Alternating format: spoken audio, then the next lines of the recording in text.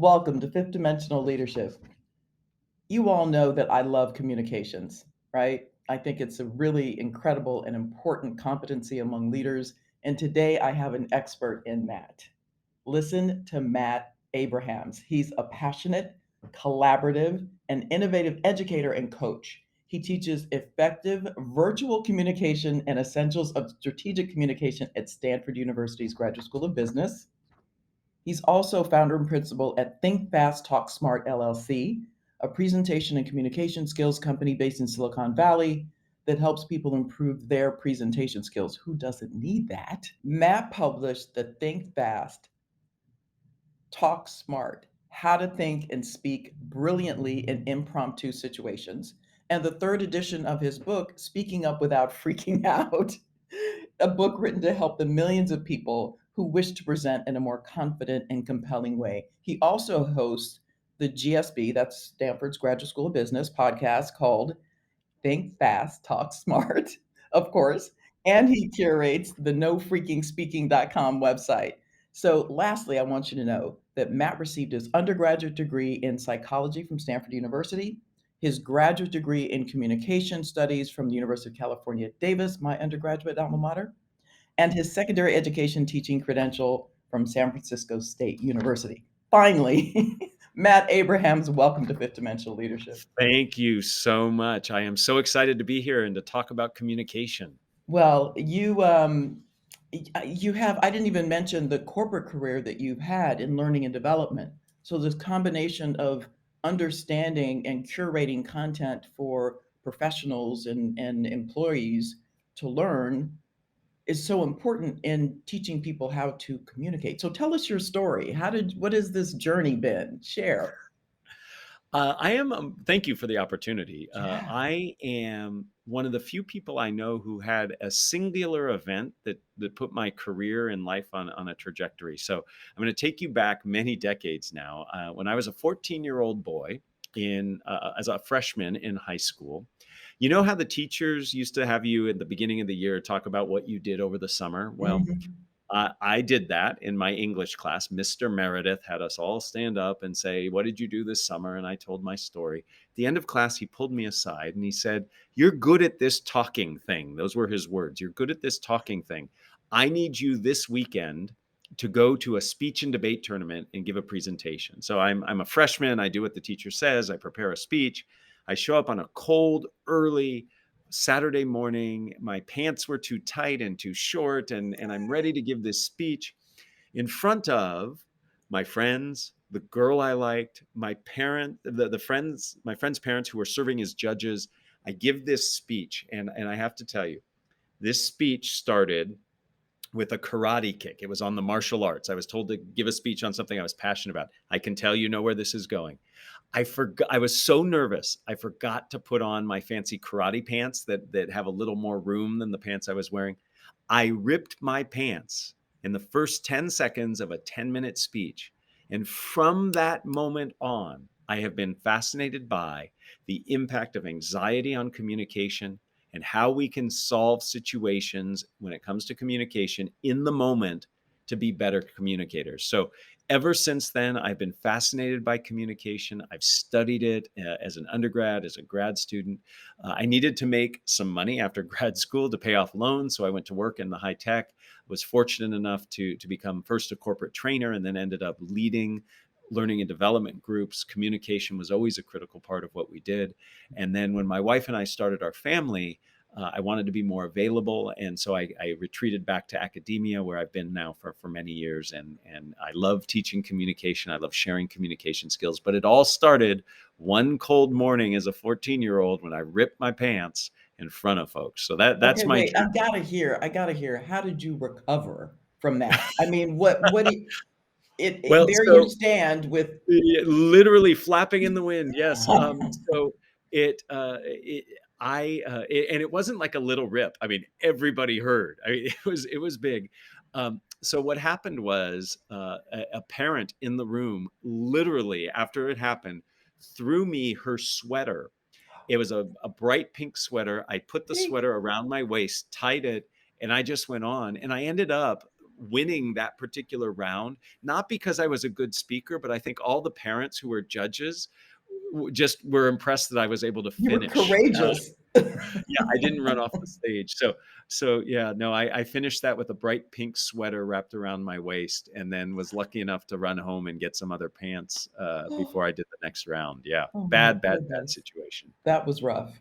Yeah. It was rough. It was. But, Mhm. I use that story as an example. Many of us carry around a lot of anxiety when we speak, and I tell that story, and it usually gets a laugh, and then people realize that the things that they're nervous about aren't nearly gonna be as bad as being a 14-year-old judged by all your peers with a rip in your pants, so Yeah, you can kinda overcome anything if you yeah, overcome that's right. That's that. right. Now, the focus of your most recent book is Yes. around spontaneous speaking, and it seems Yeah. self-explanatory, but will you describe it and sort of how our brain works when it comes to Sure. spontaneous thinking? Yeah, so I'm actually working on that book right now. So spontaneous speaking is really any situation you find yourself in where you don't have a plan in place. When you look at how we learn and teach communication skills, it's mostly designed around planned communication. You sit and write an outline, you think about your audience, you structure it, you create slides. If you have time, you practice it. And that's all very important. There's a place for that. But if you really reflect on it, most of our communication is spontaneous. It's in the Sure. moment. It's somebody asking you a question. It's you're riding on the elevator up to give a presentation. Somebody says, "Oh, tell me what you're talking about." Or your boss turns to you at the end of the Zoom meeting and says, "How'd that go?" Those aren't planned. You don't whip out Mhm. the PowerPoint deck. You don't have the note cards for that. And so I'm really trying to help people find comfort Mhm. in those situations and actually give some advice and guidance about how to approach and deliver in those moments. And this is based on something I've done at Stanford's Business School for many years now. I was asked to create some content to help our students deal with the dreaded cold call. Remember back when you were in Oh, school yeah. and the medieval professor would say, "What do you think?" So many of our incredibly bright students who knew the answers to these questions would freak out when they got called on and would literally choke in that moment. So I did some research, developed some content, and that's what this new book is going to focus on. Can't wait. That sounds really fascinating. Now, one of your key themes is getting out of your own way, and you've Yes. mentioned anxiety management. So talk about those and why they're so important. Oh boy, we could go on for days about these. So let me separate the two. So Sure. in my view of communication, we have to manage our anxiety. And I use that word manage very carefully. I don't Mhm. say overcome. I don't think it's possible to completely overcome your anxiety. Right. And I'm not sure you want to. Anxiety actually helps us. It gives us energy, helps us focus, but we want to manage it so it doesn't manage us. And Mhm. there's some tried and true techniques that exist. My first book was listing 50 academically verified techniques that can help people manage anxiety. So I'll give you an example, a very simple one many of us have heard: deep breathing. Deep Yeah. breathing slows down the autonomic nervous system. It helps you slow down your speaking rate, helps you focus. The most important thing, by the way, about deep breath is not the inhale, it's the exhale. So the rule of thumb, or should I say the rule of lung, is your inhale should be shorter than your exhale. In other words, if you take a 3 count inhale, a 6 count exhale makes a lot of Mm. sense. Mhm. So there are things you can do to manage those symptoms of anxiety. And then there are also sources of anxiety, things that actually initiate and exacerbate our anxiety. I'll give you a quick Mhm. example. Many of us are made nervous because of the goal we have. Whenever you speak, you have a goal. My students want to get a good grade. Entrepreneurs want to get funding. The people you work with might want support in their projects and programs. So what makes us nervous is our concern about what might happen if we do not achieve our goals. So our nervousness is brought on by a potential negative future outcome. And the way Mhm. to manage that is to become present oriented. If you're in the moment, it's very hard to be nervous about what comes in the future. So there are things Mhm. you can do: walk around the building, listen to music like athletes do, say tongue twisters. That's a fun and silly way to get present oriented. So there are ways to manage the anxiety. And once you are able to have that anxiety under some level of control, the next thing you have to do is get out of your own way. And what I mean by that is all the judging and evaluation that we do. We say some incredibly negative things to ourselves, and that inhibits our communication. I do this really fun game. It's an improv game. And I don't know if you've ever heard of this. It's called Shout the Wrong Name, where literally for 15 seconds, I have people point at things and just call them anything but what they are. So you have a beautiful background. And if I were to point to that Thank you. plant, potted plant behind you, I wouldn't say potted plant. I might say tiger, or I might say yellow, right? The idea is to call it something other than it's not. And what's amazing to me is that people freeze up. They'll just sit pointing and they won't say anything. And I ask, why aren't you saying anything? And they say, it's not wrong enough. And I Huh. say, take time out. It's not right. And I say, hell, unpack that for me. They're actually judging and evaluating everything they might say My goodness. rather than actually just saying anything. You cannot do this wrong. There's no Right. way of saying the wrong name, and yet people are judging. And so that's what I mean by getting out of our own way. So first we have to manage our anxiety, and then the next step is to give ourselves permission to be present and just to communicate and try not to judge and evaluate. Now, I'm not saying it's a free-for-all Tourette's sort of moment.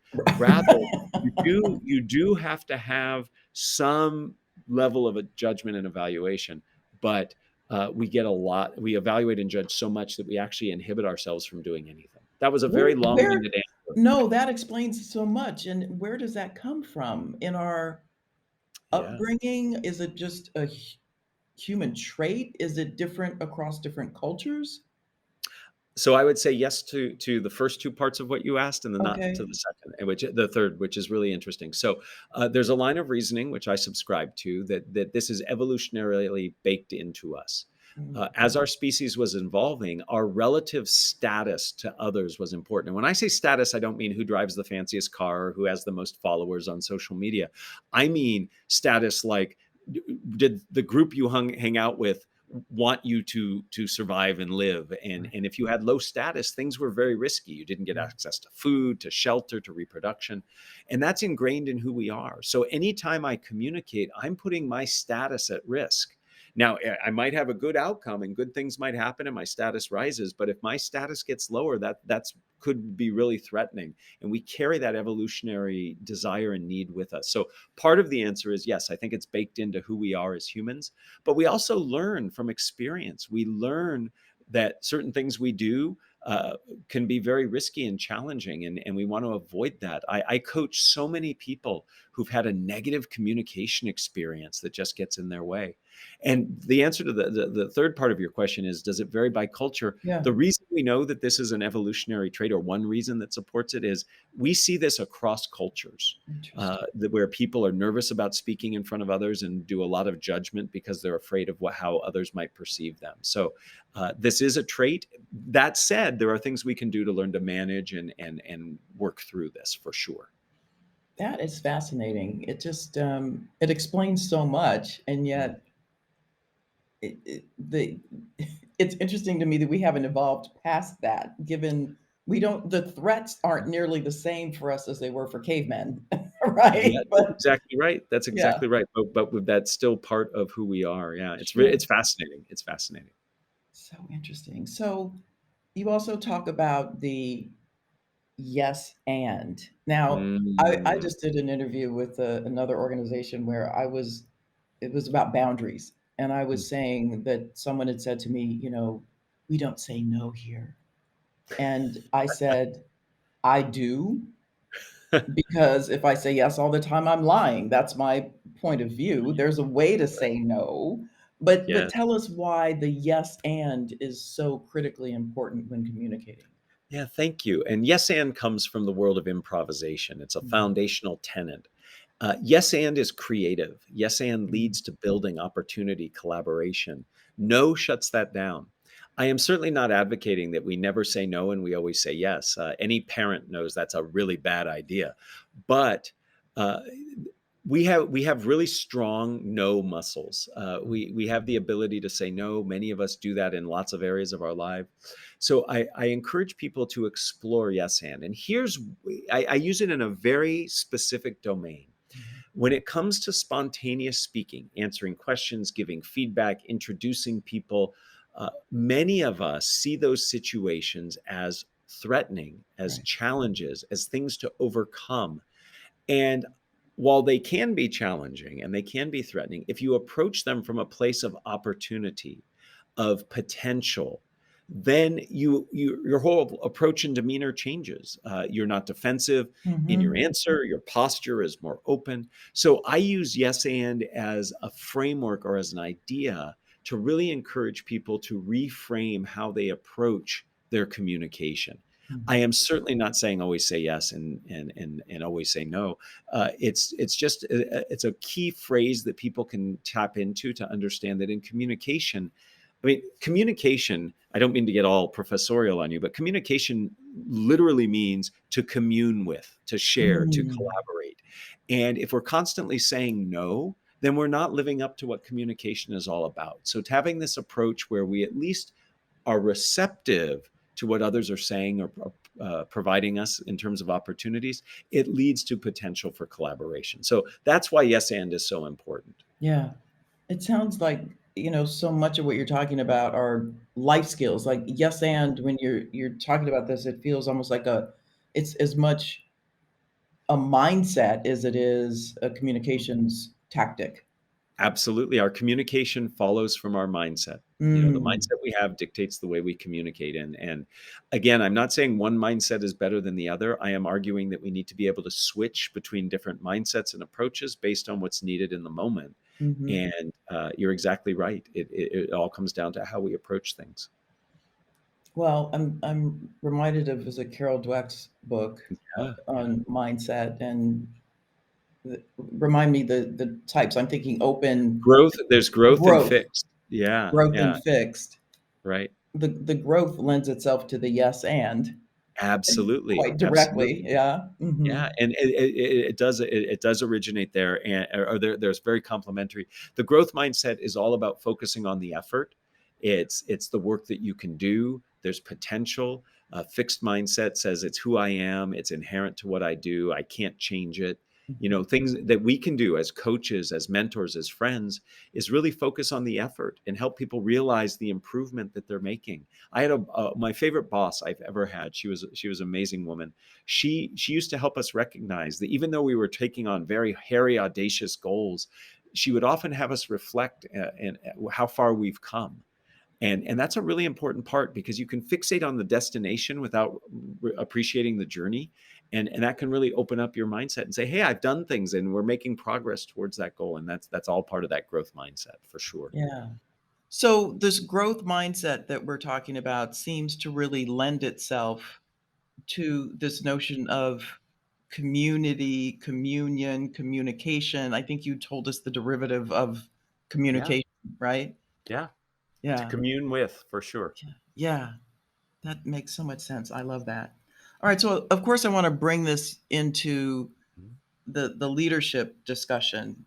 And in your observation, because you've worked both in the business world and in academia, what do you think leaders do well when it comes to communication and what not so well? So I'll start with the latter part first. Okay. And this is true not just of leaders, this is true of many of us. We don't focus on the needs of the people we're speaking to. I think one of the fundamental mistakes people make is we focus on what we want to say rather than what the audience needs to hear. And those are often different. You have to appreciate people's knowledge level, differences in background and experience, where they are in terms of their attitudes, points of resistance. So a mistake many leaders make, and what we spend a lot of time at the business school at Stanford teaching future leaders, is how to really have that empathy and that audience centric approach. What is it they need? So that's by far, I think, the number one area that we need to focus on.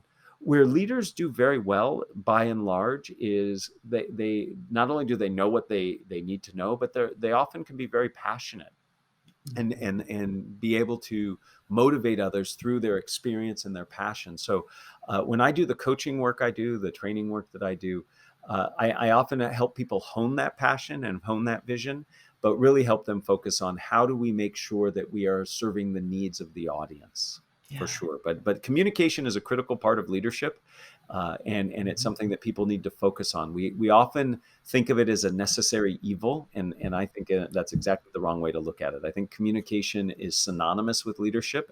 Good Yes. leaders are good communicators. Yeah. I would agree. I'm reminded when you mentioned the word passion, being Yeah. passionate, that I often ask audiences when I'm speaking, what are the things that they look for in Mhm, candidates, right? And mhm. having been a recruiter, and um, I'll just ask widely, and people shout out words, and occasionally Yeah. I'll hear passion, Right. and okay, that's great, but then how do you assess for that, Mhm. right? Right. And so my thing is, I can assess for it by virtue of having spoken to so many thousands of people. Mhm. It's almost a feeling. It's not what someone says, it's the Yeah. level of authenticity, and Mhm. how their face lights up and how their Right. eyes brighten, right? I mean, Mhm. so talk about that that body Yeah. language, the how we speak. Yeah. No, absolutely. Passion is one of those things that we know it when we see it. Yeah. And if it comes from a place of authenticity, it's exciting to be around. It's motivational. It's attracting, for sure.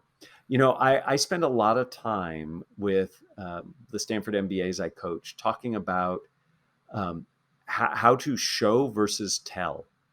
And I think people who are good at telling stories and being passionate show through the descriptions, through the details, rather than just listing and itemizing. If you're just listing, I'm the greatest salesperson ever because I've done X, Y, and Z, versus saying, hey, in the last sale that I just did, here's some really cool things that happened. So showing versus telling, I think, is a really important way. Now, non-verbally, there's a lot that we can do. Passionate people tend to come forward. They tend to be open. Their voices tend to be varied. They tend to make good eye contact. They might speak a little more quickly than normal. Mhm. These are signs that somebody is passionate and energetic about what they're doing, versus people who withdraw, make themselves tight, don't look at you. Those are people who are not passionate. So we're able to discern passion pretty quickly, and we're Mhm. able to determine if it's authentic or not, for sure. Is there a bias when you're saying this? It makes me think. I think historically we've had a bias, at least as Americans, Hmm. um, for extroverts over Hmm. introverts, and Hmm. right, and so it's not to say that an introvert can't Hmm. exhibit passion, Yeah. but Yeah. it might look very different and feel very different for the listener. Very true. Very, very true. Two quick comments, and then my own theory on this. So my wife is much more introverted than I. This will not surprise you. I'm an extrovert, and I've gotten to see the impact that introverts can have on organizations. My wife has had very significant impact on the organization she's worked in, and is very passionate about the work she does. But it looks different. I Mhm. host a podcast as well, so I've been in your seat, and I just interviewed the dean of Stanford's medical school, who during COVID, a very accomplished gentleman, period, but during COVID was really thrust into a leadership role, not just in our area, but globally in this. And he himself identifies as an introvert, and we talked about introversion, and he talked about how his introversion actually helps him as an authentic Mm. leader, because Mm. it leads him to be more reflective. It leads him to be more open to other input. So this notion that extroversion is good and introversion is bad, I don't think is right. You're Mhm. right, though, that how an introvert would convey passion would look differently. The stories they tell might have more detail. They might tell more stories. They might ask more questions of you that help bring you in. So you actually help co-create and demonstrate their passion for them. Sometimes the best way people demonstrate their passion is through the questions they ask us. And Mm. introverts are really good at coming up with the right questions. So absolutely, passion can be portrayed that way. It's just done so a little differently. And if I implied that there's only one way to be passionate, I certainly did not mean to do that. No, no, you did not. It just made me think. Yeah. I've always remembered a speech I Mhm. saw. Actually, it was two separate presentations. So the first one was this very attractive woman, rather extroverted, Sure. just very smooth, Hmm. strong voice. And after her came this man that, I'll be honest, I'm not trying. I am being silly, I guess. Reminded me of Elmer Fudd. Okay, he kind of walked onto the stage. I'm thinking, oh no, and it was And you right could tell after right away. lunch. Yeah. Right, and I think the rest of the room was kind of like, oh, here we go. This Yeah. man opened his mouth. He was several decibels more quiet than the previous Right. speaker. He was the most compelling person that I'd listened to in ages because he Wow. spoke with such expertise. One, he was highly Right. credible. He Right. didn't have to try. Right. He knew what he knew. He was exceedingly confident in what he knew. Right. And he was wonderful to listen to. And I Right. I kind of felt bad because I had judged, and I think the entire room had judged him unfairly. Right. Yeah, yeah, right. So there's a lesson in that, right? That Yeah, we make attributions based on things we see, but yet he was able to be compelling and passionate. totally. I love stories like that. That's Mhm. fantastic. Yeah, really fun.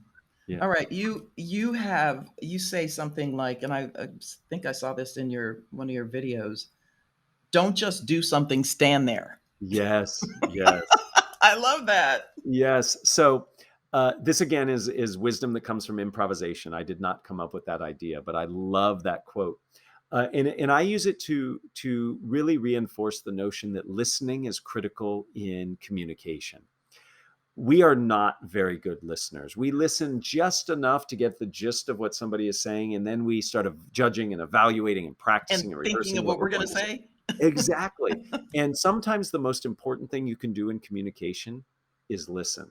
Now, I have to tell you, every time I talk about this, if my wife is within earshot, she gets very upset because she will claim I'm not a very good listener. So we all still need practice on this. But the don't just do something, stand there really reinforces that sometimes your role in an interaction and in a communication is really just to be present, to listen, to do what's needed when things are needed, and I think it's just a fun way to remember it because it's counterintuitive, right?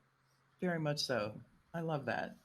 Yeah. Um, because you're such a great communicator, you Oh, you thank you. um, have these phrases borrowed or created, and one of the Yes. ones that you mentioned to me was, I think this one might have been borrowed, but scary fun. Yes. Oh, thank you. Yes. When you and I chatted beforehand. So I worked in high tech for a number of years. I worked for a startup that ended up doing pretty well. And the head of engineering there said, if you're not having fun while you're working, then we shouldn't be doing it. And if you're not a little scared, then it means we're not pushing the envelope and being innovative enough. So he had this mantra of scary fun. And I try to surround myself with opportunities and situations that are scary fun. The book I'm writing is scary fun for me. Some of the classes I teach, if I've never taught them in exactly the same way, that's scary fun. And for me, that's a nice way of guiding choices I make. Because Mm, quite frankly, life is short. Might as well have fun doing things. And if it's not scary, you're not growing, you're not learning. And to me, learning is really important. So I encourage everybody to find things in your life that are scary fun. And then you get to decide how scary and how fun you want to have. But both of those are good guides for me personally. I love that. It feels like it harkens back a little bit to the anxiety piece, right? Hmm. That fear and anxiety that, Yeah. as you And said, can have a channeling it. positive Yes, impact on us. Yeah. that's exactly right. That's a good Yeah. connection. I had not made that connection. Thank you. Yeah. Well, as one communicator to another. That's right. No, learning from what you're saying. It's very helpful. Well, hopefully we all always are. Isn't that kind of the goal? Yeah. Absolutely. Absolutely. I Yeah. hope so. So now, given how global and multicultural so many organizations are, does your construct framework, it's not a singular, Yeah. they're plural, do they work across cultural and language lines and differences? So very, very important question. And to me, I look at culture very broadly. Culture isn't Mm, just place of origin. Culture could be age. Culture could be, yeah. my family's culture is different than my wife's family's culture. And we had some issues and some happy coincidences as a result of that. So I believe that many of the ideas that I talk about are foundational and span culture. How they play out vary significantly. Different cultures are more observant. Other cultures are more expressive. Mm, Some look more to prioritize the group. Others prioritize the individual.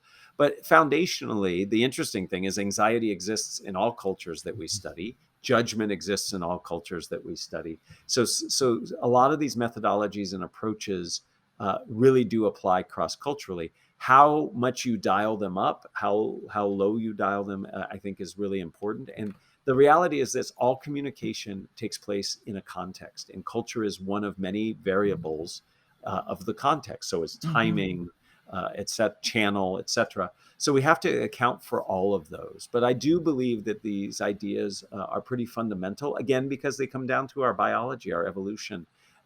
Human beings are wired for certain things, and the approaches I talk about tap into those. So when you mention context, what it Yeah, brings to mind is the remote work environment that we found yeah, ourselves in for the last 2 years and will likely be staying in for quite a possibly while, forever, right? right? To, Right. to, to varying degrees. So how has communication been challenged and what maybe have we learned or should we be learning given some of the having a lack of physical proximity? There's a lot to unpack in that question. First and foremost, I think what the pandemic and this forcing to be virtual taught us is how important communication is, Mhm. because we missed it, and we see that the subtleties and nuances that we can't capture virtually, and how important they are. And if you look at communication, has always been identified as a very important skill in the business world. Sure. It is now even seen as more important in every Mhm. survey, every report. Communication is really important. What have we learned? Well, we've learned that we really have to take time to connect, that communication is much more than just transactional exchange of information, that there's a human connection that has to happen. And there are ways you can do that virtually. You have to take some extra time. You and I, before we did this recording, met Mhm. beforehand to talk, to connect, to share Yeah, stories. And that's led this to be, at least from my perspective, more enjoyable and more connected. mine And too. so we have to do that extra effort. So we have to take the time to be connected. We have to take time to think about equity. Diversity, equity, and inclusion are Mm. really, really important, but they're becoming even more important as we enter into this hybrid communication. Yeah. When we're all in person or when we're all on a virtual tool like Zoom or WebEx or something of that nature, we all sort of have equal footing to some extent. I certainly am not trying to say everybody's equal. There are lots of issues and challenges. But when you've got some people sitting at the table literally a foot or 2 feet from you and some people sitting miles away on a screen, equity becomes really important there. How do you make sure that the people sitting far away have a voice, have an opportunity to speak? How do you make sure that you're not giving priority to the ideas and the talk time to the people sitting next to you? So there's this notion of really thinking through talk time, speaking order, where do you start? All of Mhm. that has to be taken into account for sure. Yeah, that's a really good reminder. And I've heard, because I've spent a lot of time in the DEI space, Yeah, I've been hearing and reading a lot about the impact of yeah, remote work, hybrid work on yeah. women, people of color. Um, Interestingly, I hope you've read in that work, which I've been very heartened by, that when everybody mhm. was a box on a screen, many people felt more equal than they've ever had because your Yeah. box was next to everybody else's box. Hmm. Very different than when you're in a conference room and you're not sitting in the center of the table. So, That's right. If you're on the perimeter there of the are room. that's Hmm. exactly right. So, people always talk about, oh, being virtual was all bad. There are actually some glimmers of real interesting hope, and Yeah. for diversity, equity. I'm certainly not saying it is the solution, No. but it offered. We heard voices and saw people that we weren't necessarily always seeing and hearing from because they were an equal box on the screen. Yeah. You're making me also think now, as part of this discussion, I often harp on the communication piece for me that I harp on is feedback. And Yes. and I know that women and people of color are often um, given feedback less for Hmm. fear of the person giving it, that they are being discriminatory. So Hmm. can you talk about the role of feedback as an effective communication and leadership tool? Yeah, yeah. Well, yes, it is a critical tool. I mean, the way we Mhm. learn, the way we grow is through feedback. I often beg people for feedback. I am somebody who wants to get better. And people are uncomfortable giving feedback for many reasons. Some Mhm. that you illuminated. For others, people are like, I don't have value. How can I give value to you? I'm still struggling with these issues myself. Uh, I have an approach. The way I frame feedback is feedback to me is an opportunity to problem solve. So to me, Mhm. it's actually feedback is an invitation. So when I'm giving feedback and identifying an issue or challenge that I see before you, I'm not coming in to say, here's how you should do it, or this is the way to fix it. I come in and saying, here's something I've noticed. Here's the impact it has on me. Mhm. And I'd love to work with you on this. And I make an invitation. What are some things we can do together? How can I assist you in this? And I think by looking at it as an invitation to problem solve, you get around some of those challenges you highlighted, and it makes it more likely that the person's willing to listen and collaborate. The biggest problem with feedback is the person you give feedback to gets defensive, and Right. now you're in a very different conversation than if you're Mhm. working to collaborate. Now, I don't mean to imply that all feedback should be an invitation. There are things that people do that are egregious and wrong and need to be Yeah. stopped, period. You don't go Mhm. in and say, ask questions in those cases. But a lot of the type of feedback I believe you were referring to is feedback designed to help people. That's right, And if you constructive. exactly, and framing it as an invitation, and coming from a place of here's what I see and here's the impact it's had on me, can Mhm. soften that defensiveness and invite that collaboration. And Yeah. I believe that can be helpful for everybody. Yeah. That's so interesting. Yeah. Also, I guess I'm curious too, the extent to which communication styles might have changed in the Mm. advent of just even, in the last several decades, cell phones Yeah. and social media. And, Ah, we've seen it. Some other generations don't know life yeah. before those things. My father is 89 years old. I mean, Oh, God love him. he remembers very distinctly when a telephone came to his neighborhood, not his house, not his neighbor's house. There was one phone at the end of the street that everybody shared, and now he's got a phone in his pocket. I mean, the change that we have seen, and our workforce has at least 4 different generations sometimes working in it, Yep. and there are different approaches to communication, and we have to be appreciative of that. Hmm. I'll give one example. Many folks who are younger, I have 2 teenagers. The instantaneous nature of communication is very different than many of us grew up with. The Yeah. expectation that you get a response right away Mhm. is very different than many of us grew up with. So we have to think about people's expectations and what that means. Now, I'm not saying we all have to answer right away, but we have to know that some subset of our workforce that we're working with has an expectation that you're going to get back to them, or that it's okay to ask a question outside of business hours. And at the same time, those generations that are used to getting things right away have to respect that sometimes reflecting, thinking about, drawing connections and comparisons that folks of our generation and even generations before us, hallmarks of how they think and how they communicate. So yeah, there are different communication styles, and really it's about appreciating that and adapting to it.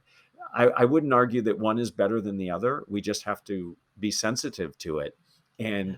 and know that. I often go into organizations where they're multi-generational organizations, and the younger generation is much more adept and savvy at the technology, and the older generation isn't. And that older generation feels like they're missing out, and they might be, but so too is the younger generation. Mhm. They aren't taking advantage of all the wisdom, the experience, the insight.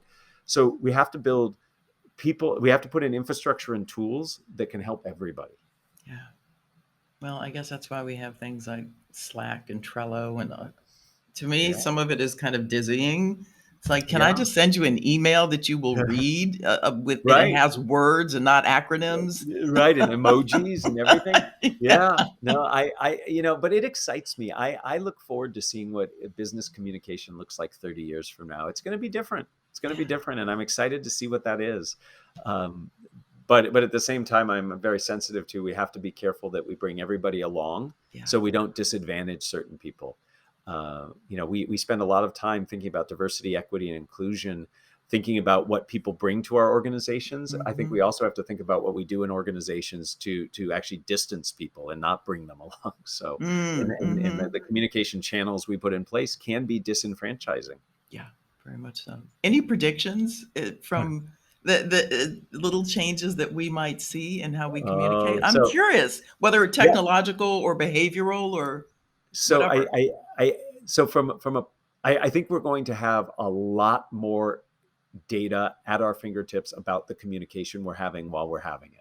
There are already some really cool tools out there that are giving you real-time metrics in terms of talk time, intensity of communication. Are you looking at the I've camera? seen that. There are Yeah. modalities that people are coming up with. A Stanford professor, somebody I interviewed with, he has a company that has developed, it's a wristband that vibrates to simulate emotion that people are having. So I can, in the midst of a conversation, I can say something and get real-time feedback based on people's emotions. And I don't have to see it. I feel it. I get a vibration in my wristband. Whoa. I think virtual reality is going to be a really interesting, maybe not virtual, but at least augmented reality, Hmm. where we're seeing information while we're speaking. I worry, I mean, I'm very excited for all of that, but I also worry that we're going to take already taxed load that we have Hmm. and add more to it. I'm concerned how we're going to manage all of that. But Yeah.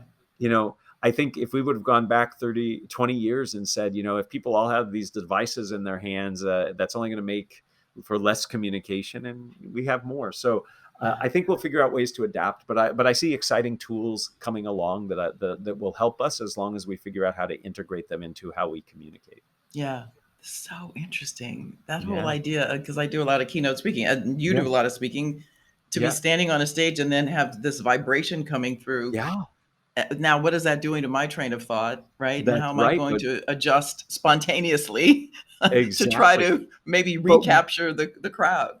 right, or to lean into something that's really touching them, right? That It's too. fascinating. The challenge becomes how do we incorporate it, right? And Yeah. that's going to take learning and experience. But I think it's really cool that we could do that, right? Yes.